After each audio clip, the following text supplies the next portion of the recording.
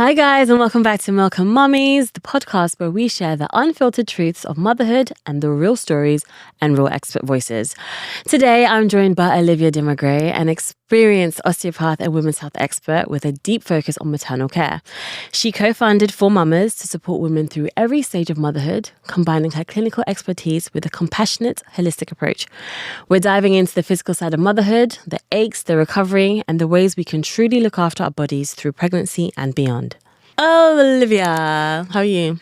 I'm very well. Yeah, fantastic. Thank you for having me. Of course. All right, so off camera, we tried, well, I mainly tried this apple and rhubarb drink. My breath is so rhubarby. And I don't know how I feel. I don't like rhubarb. That's what it is. I'm like, oh, interesting. So I'm dealing with the aftertaste. Are you a bit of a people pleaser? Are we trained? No, the thing is, I thought we were going to do it together. So I was like, okay, fine. And then I was like, try something new, Rach. Just try something new. It was so smart. You moved into the room. We could try it like... Yeah. I just got rhubarb in my mouth. Anyway, you're good? You very well. No, I know today you are here to talk about all things osteopathy. Now, forgive me. I'm so certain I'm going to get some names wrong, pronunciation. So please forgive and help at the same time. I wanted to just dig into you a little bit in your background and understand what drew you into osteopathy to begin with. Like, what was the inspiration? Well, thank you for giving me the space to do that. So I grew up in the south of France. Mm-hmm. So I've been an osteopath now for more than 15 years. Wow, yeah. Not that young. Yeah. Turning 40 next year. Woo! Big number. Good. I was very sporty, very outdoorsy. Yeah, okay. I used to dance. I had a big dance and horse background. Yeah, okay. And I wanted to work with people. So I started with med school. I did 1 year of med school. But I really wanted to have this like holistic, integrated, global vision of the body. Okay. And I love the, actually, the funny story is I try to, I not promote, when you sign up in university for being an architect. Oh, when you enroll. So you enroll for doing architecture. Okay. Just, I'm a lot more practical. Okay. So osteopathy was very much for me. Yeah. But I really see osteopathy as like architecture of the body. And it's like a little jigsaw and you're trying to, understand how it works. Yeah. And that's what really drew me into osteopathy. Okay, amazing. And so obviously you trained both in France and I guess in the UK as well, right? How has that approached or how has that shaped your approach to care when it comes to women's health? Well, it's a very interesting question because we just done a paper. France and England are so different as countries. Okay. Yeah. Well, yeah. Okay. Yeah. And I think as culturally as well.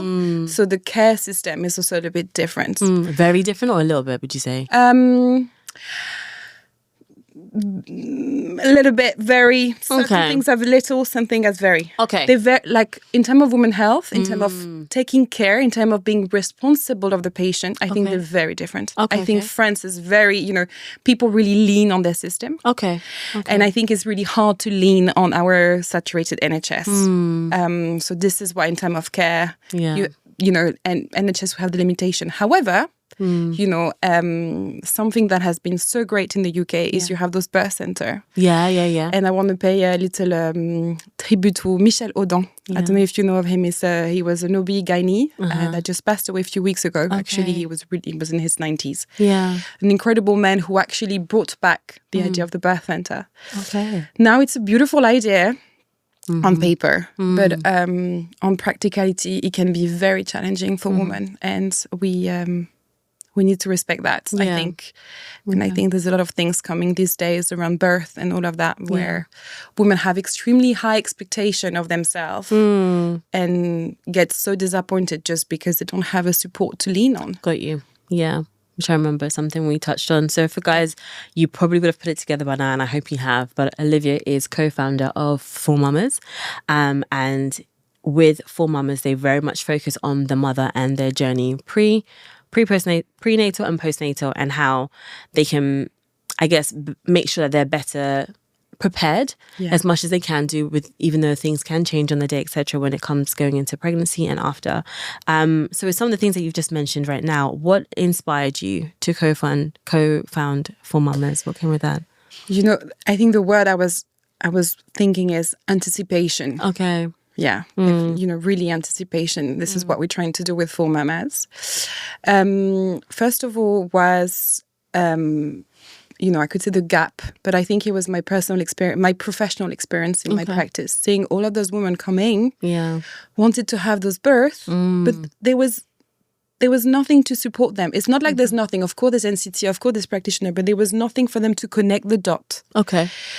And so in my whole session, I will spend like 45 minutes saying, you need to do this, this, and this, and this, and this, and this. And they're coming for back pain. They're not receptive to what I'm saying. Okay, I see. And, then also from my personal experience. When I got pregnant and the idea of doing an NCT class, I was like, thank you, but no thank you. I wanted something a little bit more towards the mom, it was, I had friends. I didn't want to meet new people. I get it. I was the same. It's not. I have all the friends that I need. I'm fine. I had that energy for sure. So that was my first thing that brought me into For Mamas. Okay, I see. It was difficulties in my practice and also caring for women. Yeah. So you've mentioned now the anticipation and the expectation that sometimes women have when they're stepping into pregnancy and the motherhood journey. Then there's the support and the lack of support. Aside from those things, like sometimes I feel like women underestimate the physical toll of pregnancy and the postpartum recovery. They don't. Although you've gone through a big process, you don't necessarily pay attention to how quickly you're going to get back into maybe the, normal things like mobility. I think even me stepping in and out of a car, I had to just take a second to understand what my body was going to do or what that gap in my pelvis was going to feel like. What do you think are some of the common issues that mums face? What are the things that they don't expect? In terms of the pelvic floor? Well, I guess just in terms of just recovery and what that's like and Yeah, it's good. Integrating this, it's one of the biggest change, one of the biggest physiological change your body will go through. Is like as intense as puberty. So anyone who lived puberty, including men, remember how wild it is. This is the same. And giving birth, no matter what the way you give birth, you will, there will be this sensation that you've been, ruled by. For me, it was like I felt like completely like a bus have passed on to me. Okay, all right. I think the biggest thing they need to understand is, of course, the hormones. Yeah. Gravitation. You're gonna, it's the moment when your body will be the most vulnerable in terms of gravitation, and this is where you really have to fight. And this is where they ask you to carry the baby, the buggy, So if there is one thing I think women underestimate is the fight under gravitation and the recovery process. Okay. It's not linear and it's not the same for everyone. And it's not a check of 6 weeks and then we're fine. Yeah. Most of the women, if they have a vaginal delivery, I think is 2 out of 3 during the first pregnancy, first labor, will probably have a tear. Okay. Okay, we're not talking, there's 3 different stages of tear in your perineal area. Yeah. And it could just be like minor, what we call laceration, which is just like scratch on the outside. Almost like a graze almost? Graze. Yeah. That's what I'm looking for. Yeah, so graze, but that's considered as a tear to like a bit more consequently like episiotomy or 3rd-degree tear. Yeah, okay.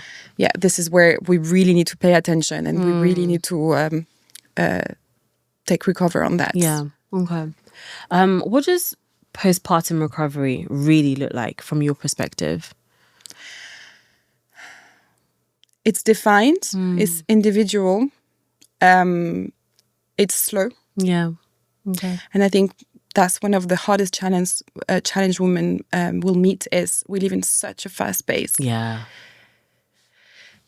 Yeah. And they like, I'll put one more day and I'm just going to stop working the day before I'm going to give birth. And I'm like, postpartum care starts before. Yeah. Okay. Postpartum care starts by looking after your body, getting those, massage, getting those, even lounging in your sofa. Yeah. All those things. Yeah. Getting your food ready. Yeah. getting your kind of routine ready of what you really want to have when this baby is born. What is really important in the first 6 weeks? Yeah. What do you really crave? I really craved. For me, it was like having a shower and taking time to put my body lotion and so on. Yeah, that was really important. Yeah. So really start by identify those things. Okay. That's what it really is. Yeah. Okay, that's really good to know. So in your line of work, like you have words like pelvic floor, back pain, abdominal separation. Those are terms that we hear quite a bit once we step into this space, but I can imagine that there's still that gap of understanding for people. So could you please break that down for us? Like what is the pelvic floor? How do we need to make sure we're taking care of that? And abdominal separation, what is that like? Or what are the stories that sit around that, and how can we better prep for it? So the pelvic floor is a group of muscle that is running from, I should have to cut it a little pelvis, but from your tailbone all the way to the front. So a bit like your knickers. Okay. You know. Yeah. And you run through the inside of your vagina and through inside of the anus as well. So it's mainly made of muscle. Okay. It has a huge function. Everyone has one, male as well. It has an amazing function for the body. It's an amazing part of the body. What it does is support all your vital your genital and your vital organs. Okay. So it's not only for uterus. It's also all your digestive system, your bladder, all of that. So it's really the layers between your upper body and your lower body. Okay. Now what happened? What I like, I think is really practical for people is you have the pelvic floor. Okay. Then you have the abs. Okay, and then you have the diaphragm. And people often describe the pelvic floor as a hammock. Okay. I don't like this because the hammock is going down, and I really like the importance of the gravity. Okay, so think more of the O2 where is it? In when the Greenwich, the dome. Yeah, the Greenwich, the dome, exactly. Yeah.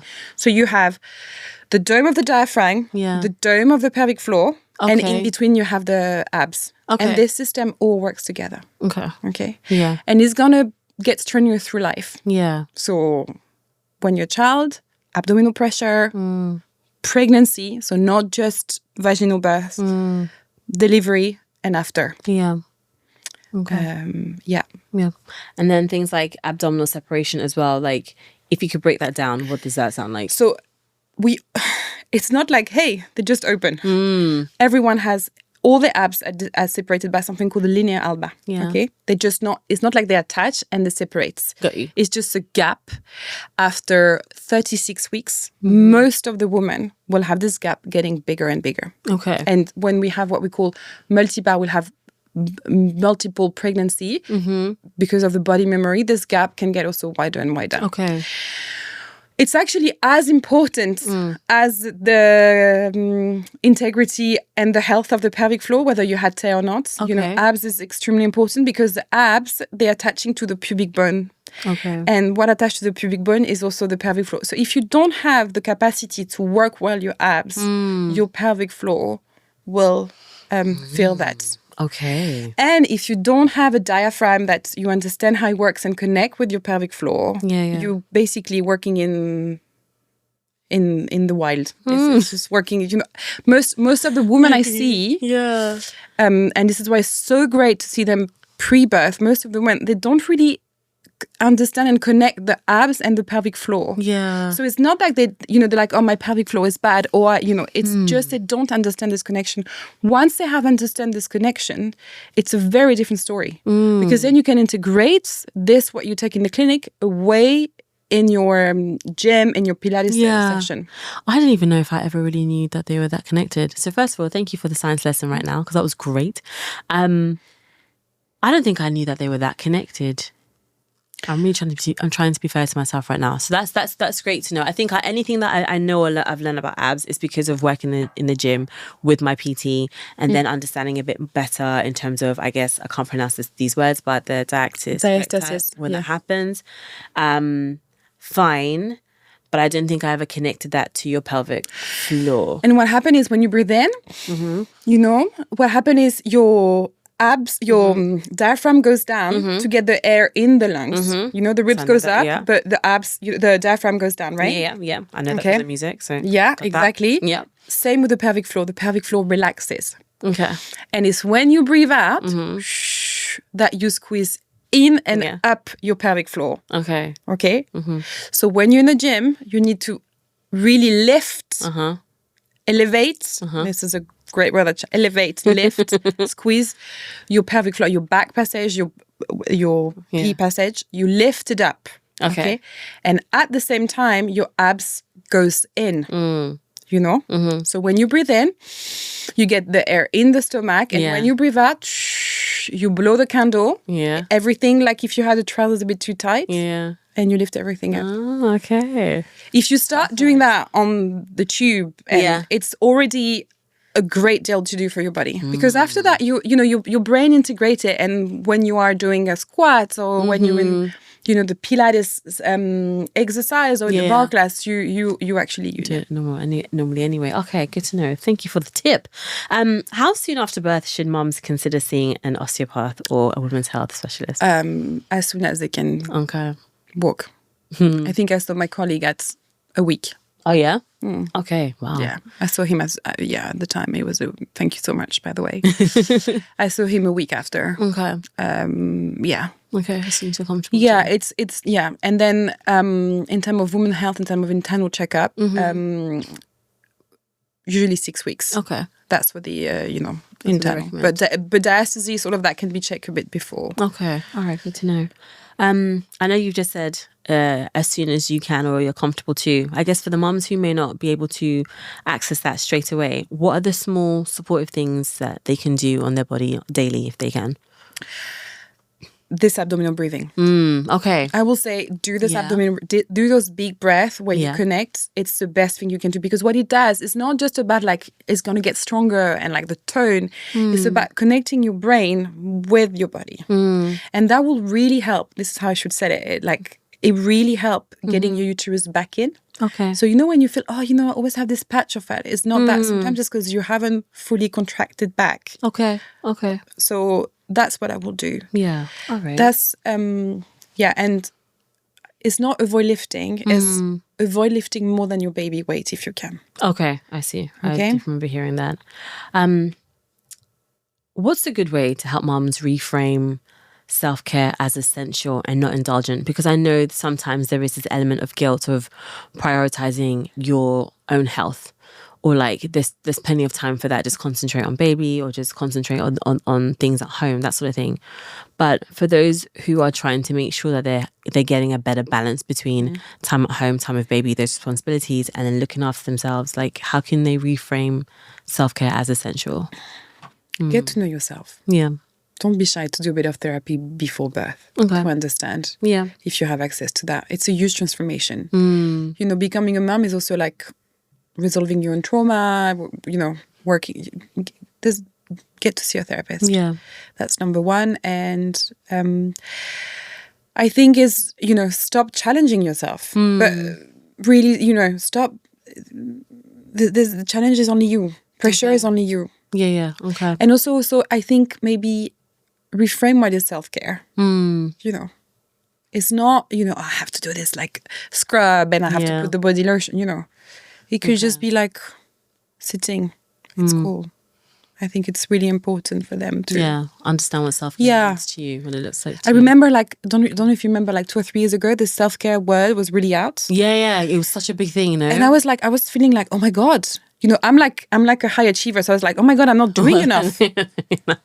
No, I understand that. Like you don't have enough of the products or the creams or the lotions or the tools because it became a big thing using I even don't know what they're called, but like the face rollers things, and all that kinds of stuff. Yeah. I remember that became super, super fashionable, super trendy. So I understand that thinking of you're not doing enough or you haven't bought enough. And I think it's like there's this whole things of like do this, but actually starting by sleeping well, eating well, taking care of yourself like on basic, because actually at the moment what research shows is women can't cover basics. So cover that before starting to get your nail done. Concentrate, just to start small and if you can do.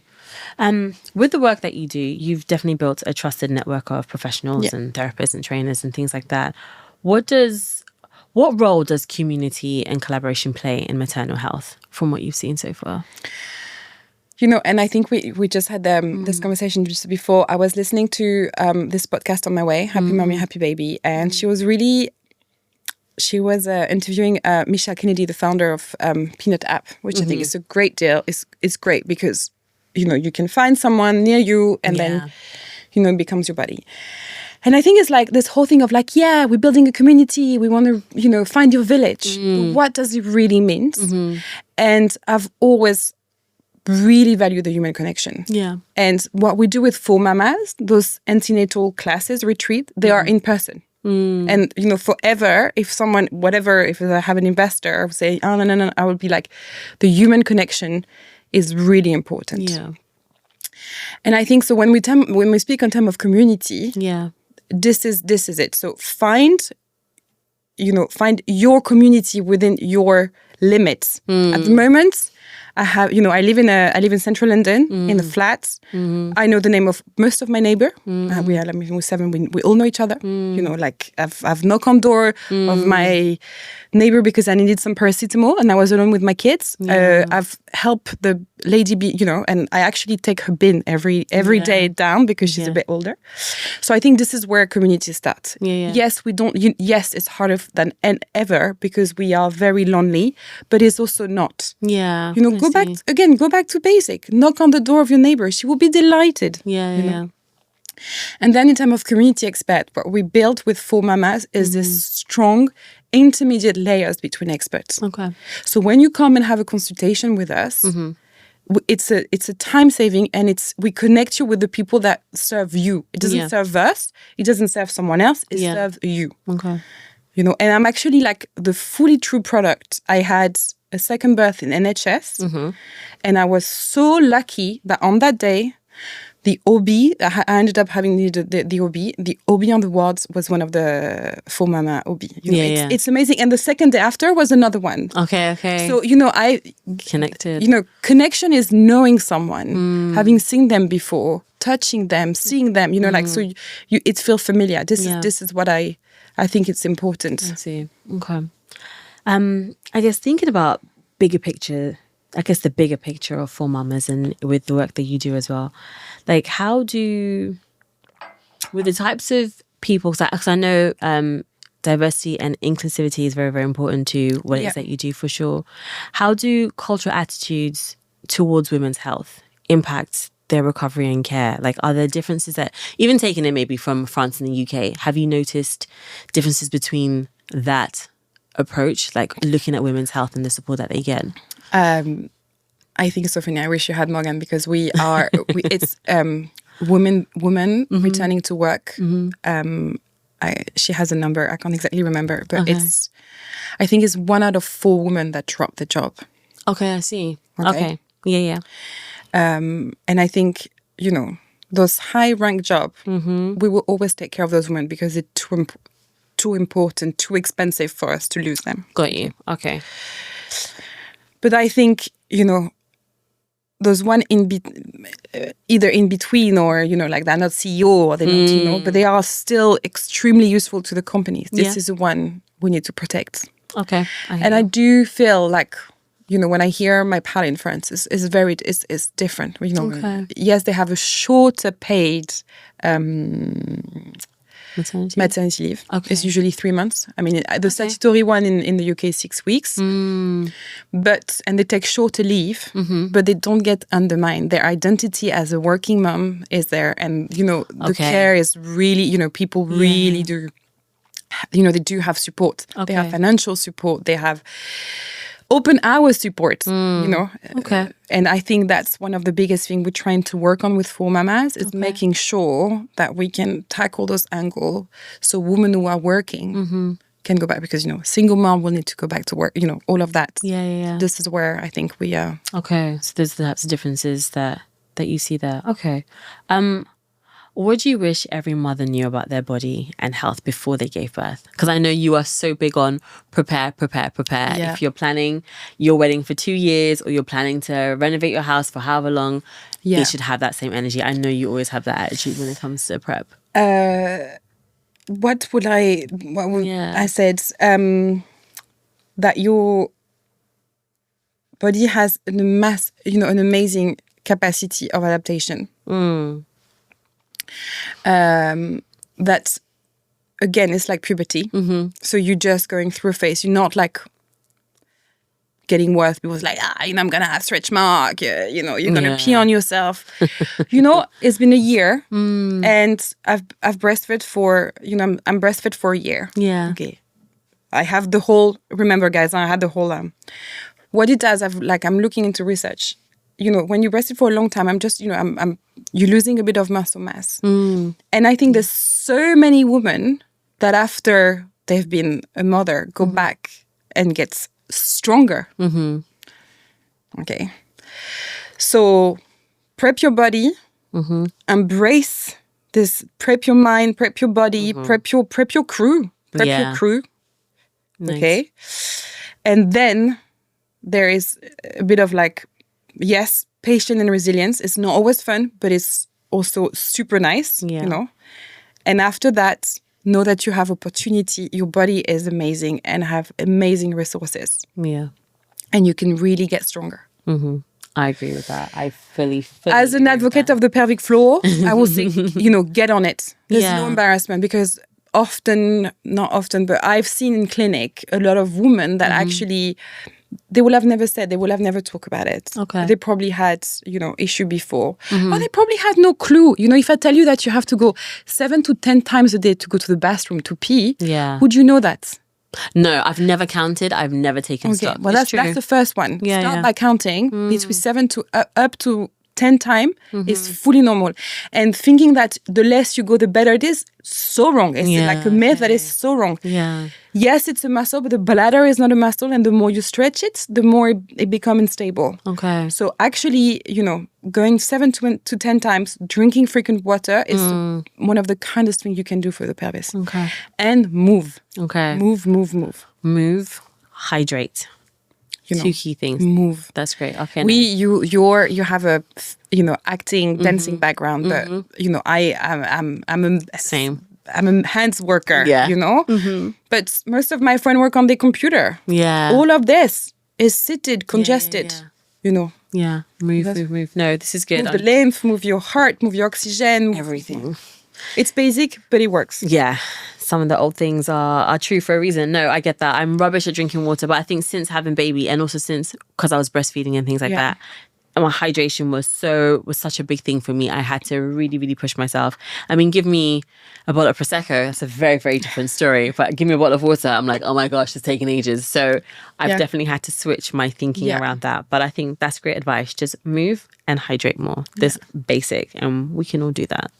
Yeah, try to. I think I was talking with my colleague and we were like, she was really like, this, and it's huge and it's amazing, this wellness trend. It's amazing. Yeah. But sometimes I feel like it's a little bit too like detailed and around your belly button. Sometimes, ancient wisdom, basic, it doesn't have to go youpie-doopie, just basic stuff really works. Yeah. Really works. Yeah. Okay, no, I'll take that. I guess... Finally, what's your vision for mamas and for women's health support in the future? Might be a big question. But... My desire is for women to understand that, being pregnant, becoming a mom is an amazing,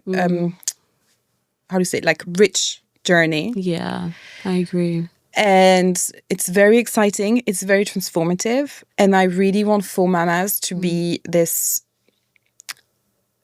platform, but not platform as like in real, that we can support women. Yeah, I see. I'm a big advocate as like the communication, the connection. Yeah, I see. No, okay, perfect. That's what.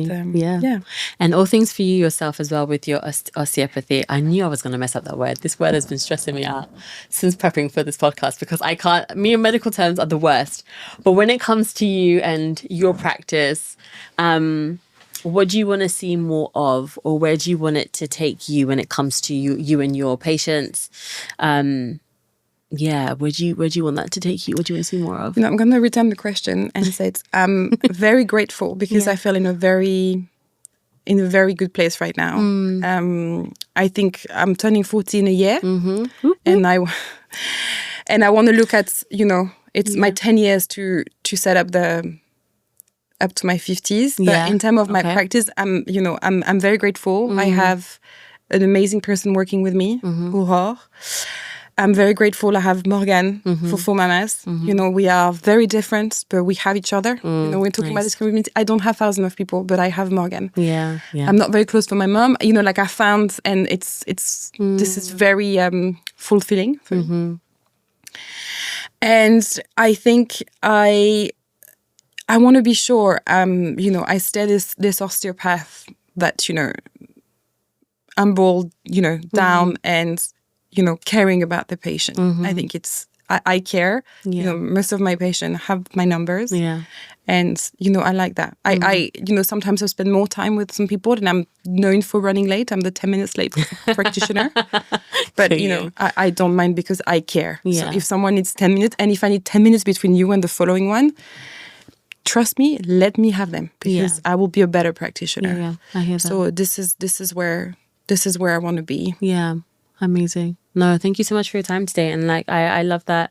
I mean, from knowing you, it's very much, you're very, very committed and very, very serious about your connection with people, anything that's holistic, drawing those two things together. I know that's so important to you, and it's at the core of the things that you pursue and what you do. So, thank you for sharing that and for highlighting how important that is.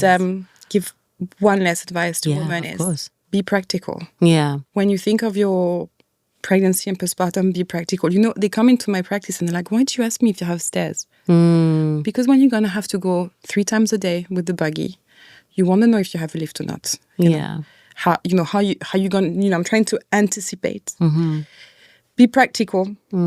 Spend pennies on you. Really, really, I'm very lucky I have friends, but I don't buy clothes for my kids. But, I spend, money on good food, and the essential again. And don't be shy to talk about those things. Recently, I was talking with another practitioner, and I was like, financially, all those things, and, we're not being taught. And do discuss that. Do discuss that, because, it's really important. And being practical allow you to be in this next layer of I'm going to be able to take, self-care. Now, you're asking about the guilt. I have no guilt. My husband leave for 2 days last weekend I was like, you need to take them. I had no guilt. Saturday night, I didn't call anyone. Of course, my work is social. I didn't call anyone. I, made a soup, went for a massage, and that's it. That was it. That was your time. No guilt. That was your time, your self-care. And you concentrated on yourself. So be practical, be financially organized, and then the self-care will come afterwards. Nice. Okay. Thank you so much. Thank you, Olivia. Thank you. I hope you enjoyed our conversation today. If you'd like to connect with Olivia or find out more about her work, you can head to oliviaosteopath.com or check her out on Four Mamas. As always, thank you for tuning in to Milk Mummies. Don't forget to subscribe and share and like and review. And make sure you share this episode with another mum who might need it. And join our community for more honest conversations about motherhood. Until next time, take care of yourself and take care of your little ones.